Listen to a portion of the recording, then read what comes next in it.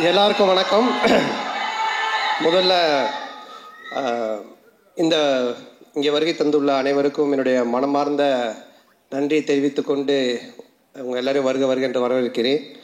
இந்த படத்தினுடைய எங்களுடைய தில்லுக்கு துட்டு 1, 2 அப்புறம் டிடி ரிட்டர்ன்ஸ் எல்லாத்துக்குமே எங்களுக்கு ஒரு ரைட்டிங்கில் ஸ்கிரிப்டில் ஒரு மிகப்பெரிய ஒரு குருவாக இருந்து உதவி பண்ணியது திரு இந்திரா சவுந்தரராஜன் சார். அவர் இப்போ இங்கே இல்லை, இறந்துட்டாங்க அவர். ஸோ அவருடைய மறைவு மிகப்பெரிய ஒரு இழப்பு எங்களுக்கு. இருந்தாலும் அவருடைய ஆன்மா எங்களுக்கு வாழ்த்து தெரிவித்து எங்களோட இருந்து சப்போர்ட் பண்ணணும்னு நம்புகிறோம். ஸோ அவருக்கு இந்த நேரத்தில் மனமார்ந்த வணக்கத்தை தெரிவித்துக்கொண்டு இந்த நிகழ்ச்சிக்குள்ளே போகலாம். ஃபர்ஸ்ட், இந்த படத்தினுடைய விழாக்கு வருகை தந்துள்ள எங்களுடைய எஸ்டிஆர். ஸோ அவரை பற்றி நான் நிறைய இன்டர்வியூவில் சொல்லியிருக்கேன். அதாவது அவர் இல்லைன்னா இன்றைக்கி நான் இங்கே இல்லை. ஸோ அவர் தான் சினிமாவில் என்னை கொண்டு வந்தது. அதுக்கு முன்னாடியே அவர் படத்தில் நான் வந்துட்டு அட்மாஸ்பியர் நடிச்சிருக்கேன், காதல் அழிவதில்லை படத்தில். அதுக்கப்புறம் அவர் எடுத்து போட்டு பார்த்துட்டு இது நடுவில் வந்து மூஞ்சில் இவ்வளோ ரியாக்ஷன் கொடுத்துட்டு நீயும் நானும் கூல் சுரேஷும் தான் நடுவில் போய் டிஸ்டர்ப் பண்ணிகிட்டு இருப்போம். ஸோ பார்த்துட்டு இது பண்ணார். அதுக்கப்புறம் மன்மதனில் கூப்பிட்டு கொடுத்தாங்க ஃபஸ்ட்டு சான்ஸ். மன்மதனில் ஃபஸ்ட்டு டே ஷூட்டிங் போய் நான் ரெடியாக நின்றுட்டுருக்கேன். அதில் வந்து அவர் அந்த மொட்டை கேரக்டராக உள்ளே வருவார். வந்த உடனே நான் வந்து வாங்க என்னோடனே இந்த மாதிரி என் பேரை கேட்பார், இங்கே இன்ட்ரடியூஸ் ஆகும். இதுதான் சீன். நான் ரெடியாக இருந்தேன். அப்புறம் அவர் வந்தோன்னு ஒரு சின்ன டிஸ்கஷன் போயிட்டே இருந்துச்சு. நான் டவுட் ஆகிட்டு, என்ன ஏதாவது ஆளுகளை மாற்றுறாங்களா இல்லை என்ன ஆச்சுன்னு தெரியலையே அப்படின்னு போயிட்டு மெதுவாக என்னாச்சு அப்படின்னு சொல்லி கேட்டேன். இல்லை, நீ லொல்லு சபாலேருந்து வந்திருக்கீங்க, இப்போது ஃபஸ்ட் டைம் ஸ்க்ரீனில் காட்ட போகிறோம், உங்களுக்கு ஒரு கிளாப்ஸ் வரணும் ஓப்பனிங்கு, அதுக்காக யோசிச்சுட்டு இருக்கேன், சும்மா ஜென்ரலாக வந்து பேச வேண்டாம் அப்படின்னு சொன்னார். ஆனால் நான் வந்துட்டு எனக்கு கிளாப்ஸா தேட்டரில் அடிப்பாங்களா அப்படின்னு சொல்லி கேட்டேன். இல்லை லொல்லு சபா டிவியில் ரீச் இருக்குல்ல, கண்டிப்பாக உங்களுக்கு தேட்டரில் கிளாப்ஸ் வரும் அப்படின்னாரு. அப்போ நான் வந்து என்ன பண்ணணும் அப்படின்னு சொல்லி கேட்டேன். சரி ஒன்று பண்ணலாம், நான் வந்தோன்னே உன் பேர் கேட்குறேன், உன் பேர் என்னென்னா அப்போ தான் வச்சோம் பாபின்னு வச்சோம். உன் பேர் என்னன்னு கேட்குறேன், நீ வந்துட்டு பாபின்னு சொல்லு. நான் எக்கோவில் வந்து ஒரு 3 இடத்துல பாபி பாபி பாபின்னு அப்படி போட்டுட்டு மியூசிக்கெல்லாம் காமிச்சிட்டு அப்புறம் நான் சீனுக்குள்ளே நம்ம போகலாம் அப்படின்னாரு. நல்லா இருந்துச்சு. அவருக்கு என்னென்னா என்னை காட்டும் போதே ஒரு கிளாப்ஸோட காட்டணும் அப்படின்றதுக்காக சொன்னார். அப்போ நான் சொன்னேன், இல்லை இப்படி ஒன்று பண்ணலாமா, என்ன நீங்கள் கேளுங்க, நான் வந்து 3 தடவை நானே பாபி பாபி பாபின்னு சொல்கிறேன், அதுக்கப்புறம் நீங்கள் அந்த டைலாக் சொல்லுங்கள், அப்படி பண்ணலாம் அப்படின்னா. ஒன்று அவரும் சிரிச்சிட்டு சரி நல்லா தான் இருக்குது, ஆனால் பில்டப்பாக இருக்காது, ஆனால் நல்லா தான் இருக்குது அப்படின்னாரு. நல்லா தான் இருக்கும் அப்படின்னு சொல்லிட்டு அப்போ தான் அந்த ஃபஸ்ட்டு டைலாக்கு அவர் வந்து என்கிட்ட கேட்பார், உன் பேர் என்னன்னுவார். நான் ஒன்று பாபி பாபி பாபின்னுவேன். ஒன்று அவர் பாபி பாபி பாபின்னுவார். டேய் ஒரு பாபி தாண்டா என் பேர் அப்படின்னு சொல்லுவேன். அதுக்கப்புறமா பில்டப்புக்காக 3 தடவை சொன்னோம் அப்படின்னு. ஸோ இப்படி தான் என்னோடய ஃபஸ்ட்டு சீன் அவரோட ஆரம்பித்தது. நான் எதுக்காக இதை சொல்ல வரேன்னா, அன்னைக்கு தேட்டரில் ஸ்க்ரீனில் எனக்கு கிளாப்ஸ் வரணும் அப்படின்னு எடுத்துக்கிட்ட அந்த அக்கறை ஆகட்டும், அந்த அன்பாகட்டும் இன்னைக்கு வரைக்கும் குறையவே இல்லை. அதே அன்பு அதே அக்கறை இப்போ பண்ணுற எஸ்டிஆர் 49லையுமே என்கிட்ட என்ன சொன்னார்னா, டைரக்டரை கூப்பிட்டு சாண்டாக்கு என்ன வேணும், சாண்டா எப்படி நம்ம நல்லா யூஸ் பண்ண முடியும், சாண்டாக்கு என்ன பண்ண முடியும், அதை முதல்ல யோசிங்க அப்படின்னு தான் சொன்னார். அன்றைக்கி கூட வீட்டில் போய் மொட்டை மாடியில் பார்த்து ஒரு 3 ஹவர்ஸ் டிஸ்கஷன் பண்ணும்போது என்னை பற்றி மட்டுமே தான் பேசிகிட்டு இருக்காரு. ஸோ இப்படிப்பட்ட ஒரு அன்பும் அரவணைப்பும் கொண்ட ஒரு அருமையான ஒருத்தர் எனக்கு கிடைச்சது. உண்மையிலேயே நான் கடவுளுக்கு நன்றி சொல்லணும், எங்கள் அப்பா அம்மாவுக்கு நன்றி சொல்லணும். ஸோ ரொம்ப நன்றி எஸ், நீங்கள் I love you all the time. அதனால் எனி டைம் எப்பவுமே அவருக்கு பின்னாடி அவர் கூட நான் கண்டிப்பாக நிற்பேன். அது எதுவாக இருந்தாலும் என்னவாக இருந்தாலும் அது நிச்சயமாக இந்த வருஷம் எஸ்டிஆர் 49 நீங்கள் பார்ப்பீங்க. ஸோ சொல்லி ஆரியா முறைக்கிறான், ஏண்டா நாங்கள் கஷ்டப்பட்டு செலவு பண்ணி சத்யம் தேட்டரை புக் பண்ணால் நீங்கள் 2 பேரும் பேசிட்டு இருப்பீங்களா அப்படின்ட்டு. அடுத்தது இந்த படத்தினுடைய ப்ரொடியூசர் ஆர்யா. ஸோ ஆர்யா தான் எனக்கு தெரியும், ஆர்யா தான் நிகாரிகா ப்ரொடக்ஷன் அவங்களை கொண்டு வந்தது. கொண்டு வரும்போது எல்லாமே சூப்பராக போச்சு. அப்போ ஆர்யா வந்து ஒருத்தர் சொன்னாங்களே, கிஷோர் எங்கே, அவர் கிஷோர் வாங்க வாங்க, இவர் தான் கிளாரிட்டி கிஷோர். இவரை கூட்டிகிட்டு வந்து என்கிட்ட ஒப்படைச்சிட்டு போயிட்டான். இவரை ஃபஸ்ட்டு கேட்டோன்னா என்ன சார்னா, அவர் வந்து ஒன்றும் இல்லை சார், எனக்கு கிளாரிட்டி இருந்தால் போதும் அப்படின்னாரு. நான் உடனே சரி ஓகே கிளாரிட்டி தானே அப்படின்ட்டேன். ஃபார் எக்ஸாம்பிள் ஒரு பேப்பர் கேட்டோன்னு வச்சுங்களேன், வெள்ளை பேப்பரா இல்லை ப்ரௌன் பேப்பரான்னுவார். வெள்ளை பேப்பர் கோடு போட்டுதா போடாதா, கோடு போட்டது, இப்படி போட்டதா இப்படி போட்டதா, சரி இப்படி போட்டது, சரி போட்டதுக்கு அப்புறமா உங்களுக்கு A4 ஷீட் வேணுமா சின்னதாக வேணுமா, இப்படியே போயிட்டே இருக்கும் இந்த கிளாரிட்டி. இதுக்கு எண்டே கிடையாது. நான் சொல்லுவேன் சார் நீங்கள் எதனா ஒரு பேப்பர் கொடுங்க நாங்கள் எடுத்துகிட்டு போகிறோம் அப்படின்ட்டு. ஸோ என்னென்னா சினிமாவில் இந்த அளவுக்கு ஒரு கிளாரிட்டியாக நான் ஃபஸ்ட் டைம் ஒர்க் பண்ணது இவர் கூட தான். ஆனால் அது நல்லா இருந்துச்சு. ஏன்னா பிஃபோர் பேப்பரில் நம்ம எல்லாத்தையும் கிளாரிட்டியாக பண்ணதுனால இவ்வளோ பெரிய படத்தை எங்களால் கொஞ்சம் ஈஸியாக எடுக்க முடிஞ்சது. ஸோ அவருக்கு முதல்ல நன்றி, ரொம்ப தேங்க்யூ சார். கிளாரிட்டியாக இருக்கா பேச்சு?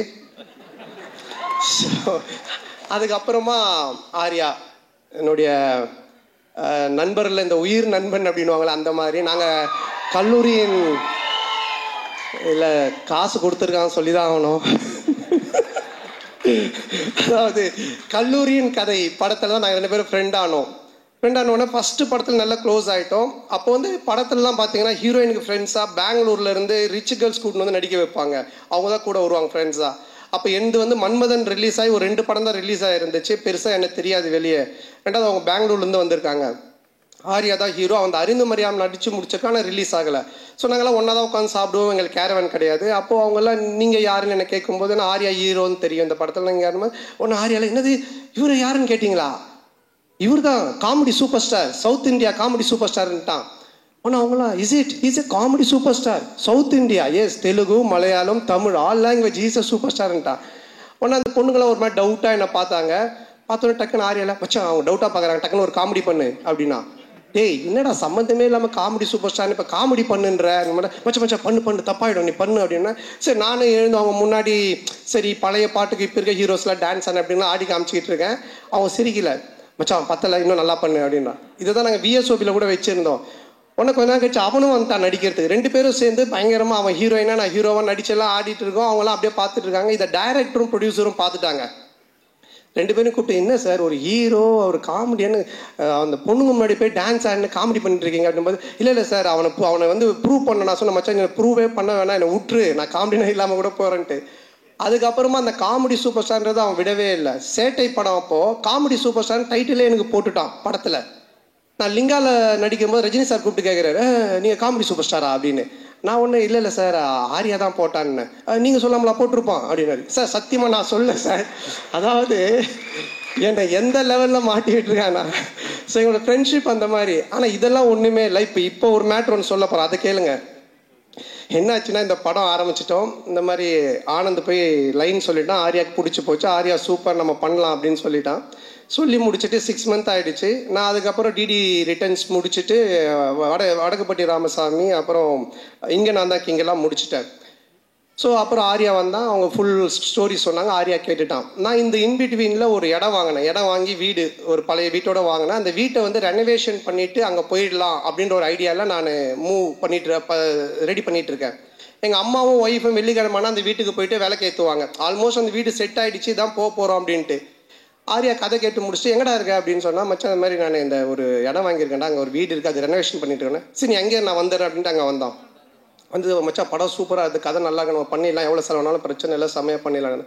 சரி ஓகே இது நான் இதான் மச்சான் வீடு நான் சொன்னேன்னா பார்த்துட்டு இல்லை என்னடா வீடு நல்லாவே இல்லையா மச்சான், அவன் உள்ளெல்லாம் போய் பார்த்துட்டுல மச்சான் இந்த வீட்டை இடிச்சிரு அப்படின்ட்டான். நான் ஒன்றே ஷாக் ஆகி மச்சான் வீட்டெல்லாம் இடிக்க முடியாது மச்சான், நான் வீட்டிலலாம் சொல்லிட்டேன் இதை ரெனோவேஷன் பண்ணுறோம், இடிச்சா நிறைய செலவாகும், அதுவும் இல்லாமல் ரொம்ப நாள் ஆகும்ல.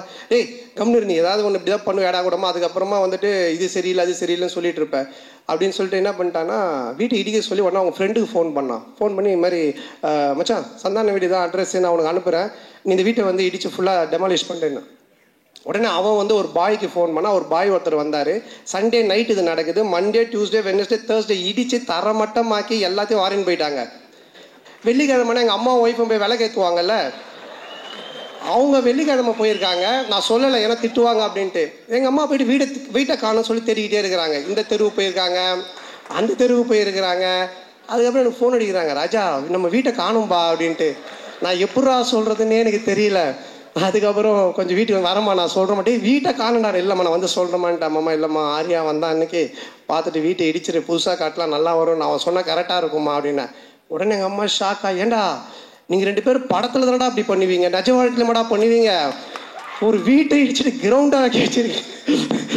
ஸோ இந்த லெவல் நாங்கள் 2 பேரும் ஃப்ரெண்ட்ஷிப்பு. ஆனால் என்னென்னா இதில் ஒரு விஷயம் நான் சொல்கிறது, 2 பேருமே இது வரைக்கும் அந்த கல்லூரியின் கதையிலேருந்து இன்றைக்கி வரைக்கும் பயந்ததே கிடையாது. சினிமாவில் இப்படி பண்ணலாம் அப்படி செய்யலாம் பயந்ததே கிடையாது. எதுவாக இருந்தாலும் தைரியமாக பண்ணுவோம். ஐயோ அது அப்படி ஆகிடுமோ, ஐயோ இப்படி ஆகிடுமோ, இப்படி பண்ணால் அப்படி ஆகிடுமோ அப்படின்ற பயம் எங்களுக்கு கிடையவே கிடையாது. வாழ்கிற வரைக்கும் ஜாலியாக வாழ்வோம், நல்லபடியாக வாழ்வோம், என்ன வருதோ பார்ப்போம், ஃபேஸ் பண்ணுவோம், அப்படியே போயிட்டே இருப்போம். அந்த ஒரு எனர்ஜி தான் இன்னைக்கு வரைக்கும் ஆர்யாவை இங்கே ஒரு இந்த இடத்துல கொண்டு வந்து ப்ரொடியூசராக நிற்க வச்சிருக்கு, என்னையும் ஒரு படம் பண்ணி போயிட்டு இருக்கிற இடத்துல வச்சிருக்கு. ஸோ நாங்கள் 2 பேரும் பயந்ததே கிடையாது. இந்த படம் நீங்கள் சொன்ன மாதிரி, ஆரியா சொன்ன மாதிரி, என்னுடைய பிரச்சனையை தீர்த்து படத்தை பண்ணுறதெல்லாம் வந்துட்டு வேற யாருனா இருந்தாங்கன்னா என் வீட்டு வாசலே தான் படுத்திட்டு இருந்திருப்பாங்க. ஸோ அந்த அளவுக்கு, ஏன்னா ஆரியா சொன்னது, நீ இந்த படம் பண்ணி முடிக்கிற வரைக்கும் வேற படம் கமிட் ஆகாத, ஃப்ரீயாக பண்ணு, உன் பிரச்சனை எல்லாத்தையும் நான் பார்த்துக்கிறேன், உன் வேலை படத்தை ஜெயிக்கிறது மட்டும்தான் அப்படின்னு சொன்னோம். அதுக்காக இறங்கி இந்த படத்தில் வேலை செஞ்சுருக்கேன். நிச்சயமாக இந்த படம் மிகப்பெரிய ஒரு வெற்றி படமாக ஆரியாவுக்கு நான் திருப்பி தருவேன். மிகப்பெரிய வெற்றி படமாக இது இருக்கும். இந்த படத்தினுடைய இயக்குனர் ஆனந்த், பிரேமானந்த். ஸோ நான் வந்து தமிழ் சினிமாவின் கிறிஸ்டோஃபர் நோலன் அப்படின்னு தான் சொல்லுவேன். ஒரு கதை சொன்னால் அதை பல லேயரில் சொல்லுவான். டிடி ரிட்டர்ன்ஸ் பார்த்தீங்கன்னா ஒரு ஹாரர் தான், ஆனால் ஹாரருக்குள்ளே ஒரு கேம் ஷோ இருக்கும், கேமுக்குள்ளே ஒரு பணம் திருட்டு போகிற ஒரு அட்வென்ச்சர் இருக்கும்.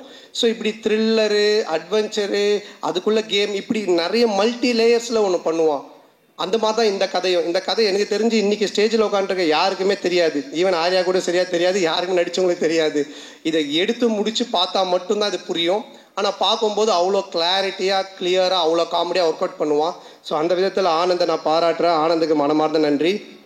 ஆனந்து கூட, ஆனந்த் சொன்ன மாதிரி முருகன், அவனை மேடத்துக்குங்க, அவன் வந்து அந்த வானத்தை போல விஜயகாந்த் மாதிரி பண்ணுவான். அப்படியே தூரமாக நின்று கை காட்டுவான், ஃபீல் பண்ணுவான். ஆனால் வந்து அப்புறம் கேட்பான், என்ன சொல்லவே இல்லை அப்படின்னு. வா மேலே வா, வா இல்லை சொல்லியாச்சு உன்னை பற்றி, மேலே வா. இவன் தான் அங்கே ஓரமாக நிற்கிறான் பாருங்க, அதாவது வந்துட்டு இந்த கேட் ஓரமாக. ஸோ என்னுடைய சைல்ட்ஹுட் ஃப்ரெண்டு, நான் ஜெயிக்கிறது அவனுடைய வெற்றி மாதிரி நினைப்பான். இதில் வர எல்லா காமெடி சீக்வன்ஸ் எல்லாமே இவன் பண்ண ஒரு விஷயந்தான், டீம் ஒர்க்கு. ஆனால் இவன் பிடிச்சிருக்கான். ஸோ அப்புறம் சேது நீயும் மேடைக்கு வா. சேது வா, வா பரவாயில்ல, வா. என்ன ட்ரெஸ் போடலையா? வா. ஸோ சேது நீங்கள் படத்தில் பார்த்துருப்பீங்க. ஸோ இவங்க 2 பேருடைய hard work, it's a team work. Sethu, so இவங்களுக்கு இந்த நேரத்தில் மனமார்ந்த நன்றியை தெரிவிச்சுக்கிறேன். இது மட்டும் இல்லாமல் பி டீம் இருக்காங்க, குணாமான், சுந்தர், விஜய், சரவணன், தானிஷ். ஸோ இவங்களுக்கும் இந்த நேரத்தில் மனமார்ந்த நன்றி. அதுக்கப்புறமா இதில் நடித்த எல்லாருமே, நம்மளுடைய Nizhal Ravi sir, Kasthuri madam, Yashika Anand and Kingsley, மாரண்ணன், எல்லாரும் படத்தில் இருக்கிறாங்க அப்படின்ற மாதிரி இருக்காது. மாரண்ணனுக்கு ஒரு டிவி காமெடி இருக்குது, கண்டிப்பாக செம்மையாக இருக்கும் அது. கிங்ஸ்லிக்கு ஒரு தலைக்கீழ நடக்கிற காமெடி இருக்குது. மொட்டராஜேந்திரனுக்கு ஒரு எலி காமெடி இருக்குது. அண்டு நிகழ் ரவி சாருக்கு வந்துட்டு ஒரு டாய்லெட் காமெடி இருக்குது. ஸோ யாஷிகா ஆனந்துக்கு ஒரு பாட்டில் காமெடி இருக்குது. நம்ம கஸ்தூரி மேடம்க்கு ஒரு புக் காமெடி இருக்குது. இப்படி நான் சொல்கிற மாதிரி இந்த காமெடிலாம் நீங்கள் நோட் பண்ணி வச்சுக்கோங்க. தேட்டரில் கண்டிப்பாக பயங்கர கிளாப்ஸ் வரும், நீங்கள் என்ஜாய் பண்ணுவீங்க. ஸோ எல்லாருக்குமே காமெடி வந்து அவ்வளோ நல்லா ஒர்க் பண்ணியிருக்காங்க, ரொம்ப நல்லா ஒர்க் ஆகிருக்கு. அப்புறம் இந்த படத்தினுடைய technician, cameraman sir Deepak sir, எங்களுடைய டீம், அவருடைய வேரியேஷன், நாங்கள் லைனாக ஹாரர் படம் பண்ணாலும் அவரோட அதில் ஒவ்வொன்றுத்துலேயும் ஒரு வேரியேஷன் காமிச்சிக்கிட்டே இருப்பார். ரொம்ப பொறுப்பானவர், ரொம்ப கரெக்டாக எல்லாத்தையும் பார்த்து பண்ணுவார், ரொம்ப செலவு பண்ணாமல் கரெக்டாக பண்ணுவார். ஸோ ரொம்ப என்னை அழகாக ரொம்ப நல்லா காமிச்சிருக்காரு இந்த படத்தில். ஸோ அவருக்கு என்னுடைய மனமார்ந்த வாழ்த்துக்கள். அவருடைய டீம் பாலாஜி, கார்த்தி அண்ட் கிளின்டோ, அவங்களுக்கும் வாழ்த்துக்கள். கேமராமேன் சார் வந்துட்டு ஒன்லி ஒர்க்கு மட்டும் இல்லை, அங்கே நிறைய ரோப் ஷாட்லாம் போயிட்டே இருக்கும்ல, கேமராவில் தான் இருப்பார். கட்டு சொன்னோன்னே டக்குன்னு கேமரா விட்டு ஓடி வந்து ரோப்பில் வரும்போது அப்படி கை கொடுப்பாரு. இல்லை சார் சிரிக்கிறார் பாருங்க, ஏன்னா ஹீரோயினுக்கு தான் கொடுத்தாரு. கை கொடுத்தது உண்மை, ஆனால் ஹீரோயினுக்கு, எங்களுக்கு இல்லை. ஸோ ரொம்ப நல்ல மனிதர். அடுத்தது நம்ம ஆர்ட் டைரக்டர் மோகன் சார். ஸோ அவர் என்னென்னா, நாங்கள் ஒரு 4-5 செட்டு போட்டோம் கோகுலம் ஸ்டுடியோவில். செட்டு போட்டுட்டு அதுக்கப்புறம் நம்ம கிளாரிட்டி கிஷோர் சார் இருக்கார் இல்லையா, எல்லா செட்டையும் பிரித்து மாற்றி திருப்பி அதையே பெயிண்ட் பண்ணி இப்படி காட்டுங்கன்ட்டார். ஸோ அவர் ரொம்ப கன்ஃபியூஷன் ஆகிட்டார். டே நைட் ஒர்க் போயிட்டு இருக்குது, ரொம்ப கன்ஃபியூஷனு. இப்போ 4 சைடு செட்டு போட்டார் இல்லைங்களா, 4 சைடு திருப்பி அவர் திரும்ப கலர் மாற்றி காமிக்கிறேன்னு சொல்லி மாற்றி பண்ணிட்டாரு. நாங்கள் வந்தோன்னே காட்டுறாரு, வழி இல்லை போகிறதுக்கு, சுற்றி கிணறு மாதிரி இருக்குது. என்னடா இது எப்படி சார் இப்படி போகிறதுனா, ஏணி போட்டு ஏறி உள்ளே போய் பார்த்துட்டு திருப்பி ஏணி போட்டு ஏறி வெளியே வந்துடுங்க, அதுக்கப்புறம் நமக்கு எங்கே வழி வேணுமோ நம்ம வச்சுக்கலாம் அப்படின்ற லெவலில் ஒர்க் பண்ணார். ஏன்னா நாங்கள் காமெடி செட்டுக்குள்ளே பண்ணும்பொழுது இதை மாற்றுங்க, அதை மாற்றுங்க, இதை இடிங்க அப்படின்னுவோம். ஸோ அதெல்லாம் தாங்கிக்கிட்டு அவருடைய டீம் அவரும் ஒர்க் பண்ணாங்க. ஸோ இதில் ஒவ்வொரு ஒர்க்குமே செட் ஒர்க் அவ்வளோ பியூட்டிஃபுல்லாக இருக்கும். மோகன் சாருக்கு நன்றி. அண்ட் தென் இந்த படத்தினுடைய மியூசிக் டைரக்டர் ஆஃப்ரோ, மிகப்பெரிய பலம், ஒரு படத்துக்கு மிகப்பெரிய பலமே அதனுடைய மியூசிக்னுவாங்க. இப்போவே இந்த சாங்கு கோவிந்தா சாங், அப்புறம் இன்னொரு சாங், ரெண்டுமே நல்லா ஹிட் ஆகி வைரலாக போயிட்டுருக்கு. ரீ ரெக்கார்டிங்கில் ஆஃப்ரோக்குன்னு கண்டிப்பாக நீங்கள் கிளாப்ஸ் பண்ணுறாமல் ஒரு 4 இடம் இருக்குது. ராஜேந்திரன் சாருக்கு ஒன்று வாசிச்சிருக்காரு, அந்த இடம், இன்னும் ஒரு 3 இடம் இருக்குது. விட்டு சாங், ஆனால் செம்மையாக இருக்கும். அதுக்கு என்னோடய வாழ்த்துக்கள். And heroine Geethika. So Anand சொன்ன மாதிரி ஃபஸ்ட்டு டே வரும்பொழுதே அவங்க எல்லா costumes, pedicure, manicure, hair wash எல்லாம் பயங்கரமாக வந்தாங்க.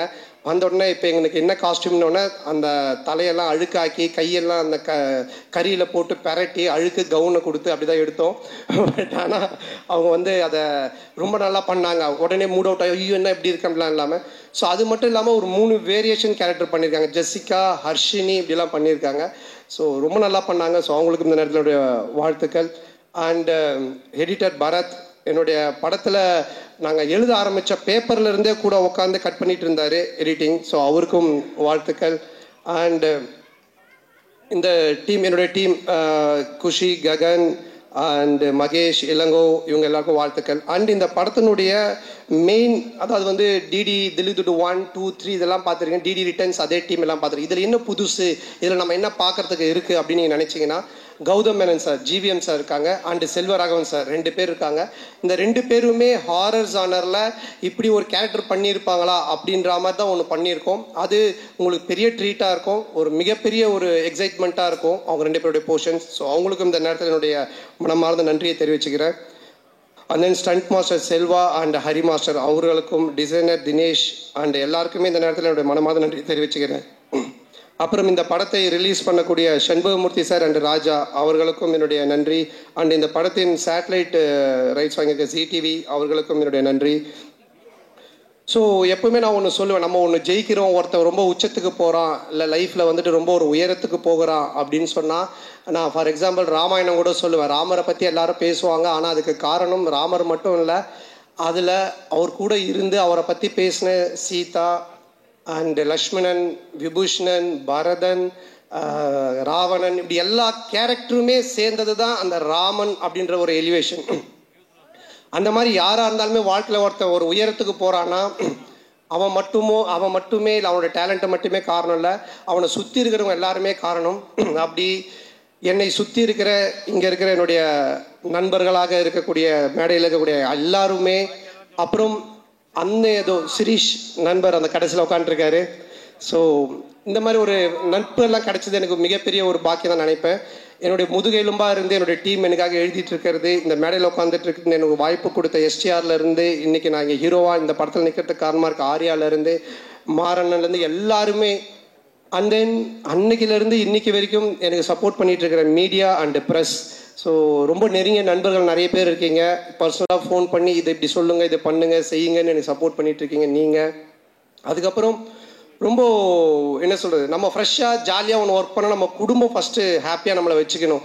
ஸோ என்னுடைய அம்மா, என்னுடைய மனைவி, என்னுடைய குழந்தைகள், ஸோ அவங்களுடைய இன்புட்ஸ், அவங்களுடைய அன்பும் அரவணைப்பும். அப்புறம் 12 வருஷம் கழித்து ஒருத்தன் படம் வந்து அந்த காமெடியை ரசிக்கிறீங்கன்னா, என் மேலே அளவு கடந்த அன்பு வச்சுட்டு இருக்கிற என் உயிரினும் மேலான அன்பு சொந்தங்களாகிய என்னுடைய ரசிகர்கள் நீங்கள் தான். ஸோ உங்களுடைய இந்த ஒரு அன்பும் மிக முக்கிய ஒரு காரணம். அதுவும் இல்லாமல் இன்றைக்கி ஃபங்க்ஷனில் ரொம்ப நாளைக்கு அப்புறம் என்னுடைய சொந்தங்களை கூட்டின்னு வந்திருக்கேன். மாமா, அக்கா, அண்ணன், சித்தி, அத்தை, மாமான்னு. ஸோ அவர்களுக்கும் எல்லா குட்டீஸ்க்கும் இந்த நேரத்தில் என்னோட மனமார்ந்த நன்றி தெரிவிச்சுக்கிறேன். May 16th ரிலீஸ் ஆகுது. டெஃபினட்டாக படம் உங்கள் எல்லாரையும் மிக பெரிய லெவலில் திருப்திப்படுத்தும். நல்ல காமெடி ஒர்க் பண்ணியிருக்கோம். நீங்கள் தேட்டரில் போய் பாருங்கள், பயங்கரமாக என்ஜாய் பண்ணுவீங்க. டிடி ரிட்டர்ன்ஸை விட 3 மடங்கு உங்களுக்கு ஒரு ட்ரீட் இருக்குது. அதை வந்துட்டு ரொம்ப ஆணித்தனமாக நான் சொல்லுவேன். ஸோ டெஃபினட்டாக நல்லா என்ஜாய் பண்ணுவீங்க. அது மட்டும் இல்லை, கொஞ்சம் பார்த்து பண்ணுங்கள். என் காசாக இருந்தால் பரவாயில்ல, நண்பன் காசு.